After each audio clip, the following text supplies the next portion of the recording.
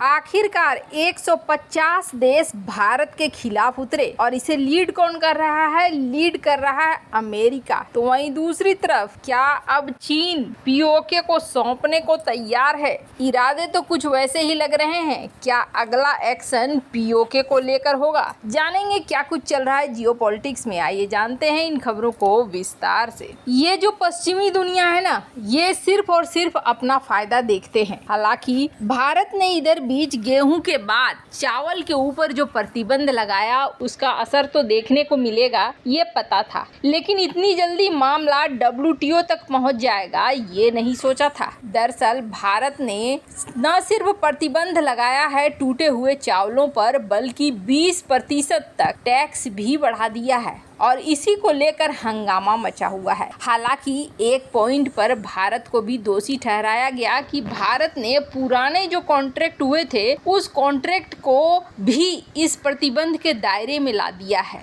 जिसकी वजह से जो पुराने कॉन्ट्रैक्ट धारी हैं जिन्होंने पहले ऑर्डर दिया था उन्होंने भारत को कोसना शुरू कर दिया। कई देशों ने तो ये कहना शुरू कर दिया कि हम भारतीय बंदरगाहों से माल ही नहीं उठाएंगे और भारत को फैसला लेना पड़ेगा। हालांकि कई और देशों ने दूसरे ऑप्शन को भी देखना शुरू कर दिया, पर अब अमेरिका सहित 150 देश WTO पहुंच गए हैं और WTO में भारत के खिलाफ इन्होंने डाल दिया है प्रस्ताव, जिसपे उन्होंने कहा कि भारत जिस तरीके से कर रहा है मार्केट में अनिश्चितता आ जा रही है। क्या होगा कल को, किस चीज़ के लिए भारत बंद कर देगा, किस चीज़ का कहना मुश्किल हो गया है। जो बाजार को उथल पुथल करवा रहा है ये कहीं भी सही नहीं है। हालांकि 150 देशों में अमेरिका आगे आगे चल रहा है, अमेरिका लीड कर रहा है, पर भारत ने ये जो प्रतिबंध लगाए हैं अपनी सुरक्षा के लिए लगाए हैं, क्योंकि भारत के अंदर भी मौसम सही नहीं रहा है और ऐसे में उम्मीद की जा रही है कि चावल की फसल भी इस बार भारत में बहुत अच्छी नहीं होने वाली है। ऐसे में अपने लोगों के लिए खाने का खाद्यान्न पूरी तरीके से होना चाहिए, ये सुनिश्चित करना बिल्कुल भी गलत नहीं है। पर WTO में अब पश्चिमी दुनिया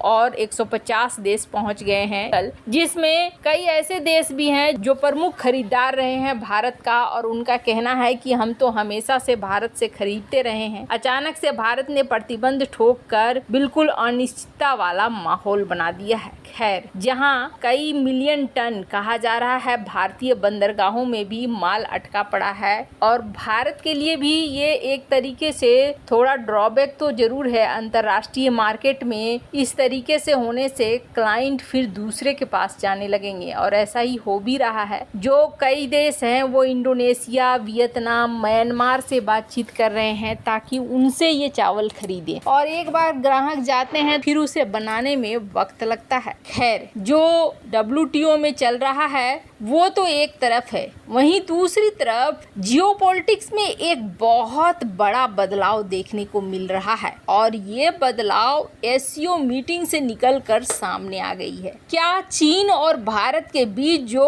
अभी समाधान हुआ है बॉर्डर का, उसके बाद अगला नंबर पीओके का है। पीओके को लेकर कुछ ज्यादा ही चर्चा गर्म हो रही है और इस चर्चा को और भी ज्यादा आगे बढ़ा दिया जिनपिंग ने। दरअसल SCO मीटिंग से पहले हमने जैसा कि आपको बताया है कि कई पीओके में परियोजनाएं थी और सीपेक परियोजना को तो लगता है जैसे पूरी तरीके से चीन खत्म ही कर रहा है और इसकी निशानी ऐसे है कि जो सबसे बड़ा बांध सीपेक परियोजना के अंतर्गत बन रहा था उसे ही बीच में छोड़ दिया चीन ने और चीन ने ये कह दिया कि वो इन चीजों को नहीं कर पाएगा क्योंकि अभी तक भुगतान नहीं किया गया है, पेमेंट बाकी है। सीपेक पूरी तरीके से तबाह है, लेकिन अब तक सीपेक पे पैसे लगा रहा था चीन और भारत को काउंटर करने के लिए एक बेस की तैयारी कर रहा था, पर अब ऐसा लगता है जैसे पीओके से पीछा छुटा रहा है चीन। एक तो जैसे ही डैम की परियोजना को बंद किया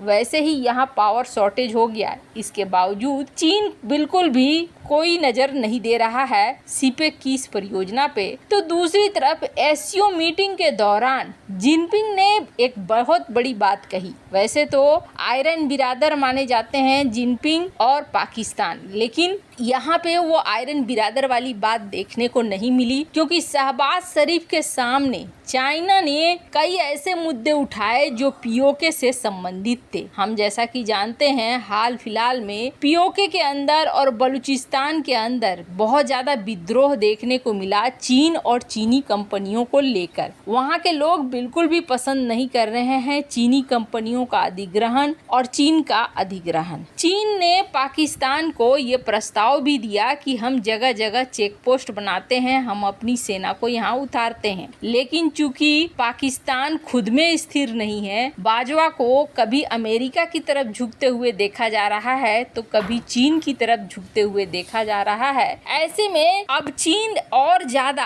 अपने लोगों की बलि नहीं चढ़ाना चाहता है पीओके और बलूचिस्तान दोनों ही एरिया में। एससीओ जैसे संगठन में जिनपिंग ने इस बात को उठा दिया और जिनपिंग ने ये कहा कि सीपेक परियोजना में हमने बहुत सारा पैसा लगाया, लेकिन इस पैसे के लगाने के बावजूद हमारे अपने ही नागरिकों के जान पर बनाती है और उनकी सुरक्षा के लिए पाकिस्तान कुछ नहीं कर पा रहा है। उन्होंने इस मीटिंग के दौरान सीपेक परियोजना की बात की और पीओके की बात की, जिसे देखकर यही लग रहा है कि अब धीरे धीरे सीपेक और पीओके से मोह भंग हो चुका है चाइना का और यहाँ से हटने के चक्कर में है। अब हटने के चक्कर का मतलब है कि भारत का यहाँ दावेदारी और भी ज्यादा मजबूत हो जाएगा। सीपेक और पीओके को जिंदा रखने के लिए पाकिस्तान ने चाइना के साथ हाथ मिलाया था, पर अब परिस्थितियां बदलती हुई दिख रही हैं। पीओके को एक तरीके से छोड़कर भाग रहा है चाइना, तो वहीं दूसरी तरफ भारतीय नेता यहाँ तक कि भारत के रक्षा मंत्री ने भी ये साफ कर दिया है कि पीओके आज नहीं तो कल भारत में मिलकर रहेगा। मतलब साफ है कि भारत जहाँ पीओके को मिशन की तरह आगे बढ़ रहा है। अभी हाल फिलहाल में कई और नेताओं के भी बयान देखने को मिले जिसमें साफ साफ दिख रहा है कि पीओके को लेकर भारत आक्रामक है, तो वहीं पीओके से चीन को हटते हुए देखा जा रहा है, जिसका मतलब है कि क्या पीओके की बलि देने को